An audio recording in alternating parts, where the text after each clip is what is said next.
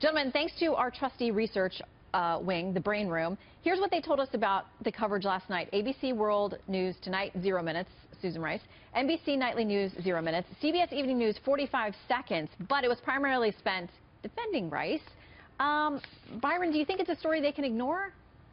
Well, they're trying to right now, and we're seeing very polarized coverage. Some of the ones who have paid attention to it have either tried to knock down the story or defend Susan Rice. But I think we should remember one thing.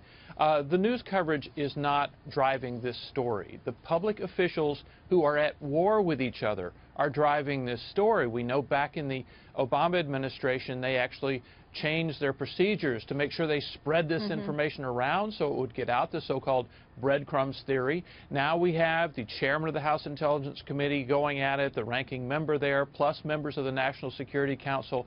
They're the ones who were fighting about this, and because they are, it means no matter what the news organizations do, we're going to find out about it. Well, one of them may not be real excited about spreading this conversation. I want to play a little bit of what Don Lemon had to say on CNN last night. Let us be very clear about this. There is no evidence whatsoever that the Trump team surveilled or was spied on illegally. There is no evidence that backs up the president's original claim.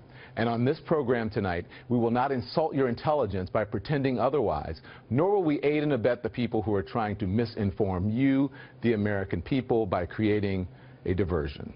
Not going to do it. Guy, they're not going to aid and abet or create a diversion by talking about this.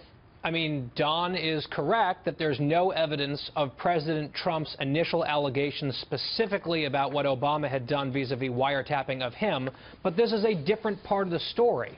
And that's what's so frustrating here. There seems like there's a lot of people in the media who are heavily invested in this storyline that they've been spoon-fed by Democrats for months, which is there's only one story, and that is the Russian interference in the election. Nothing else matters.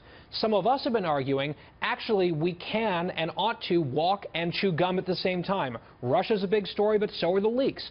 So are some of the other elements. And based on the new information about Susan Rice, it looks like the gum-chewing business got a bit more serious, and they can pretend that it doesn't exist. That doesn't shape reality, however.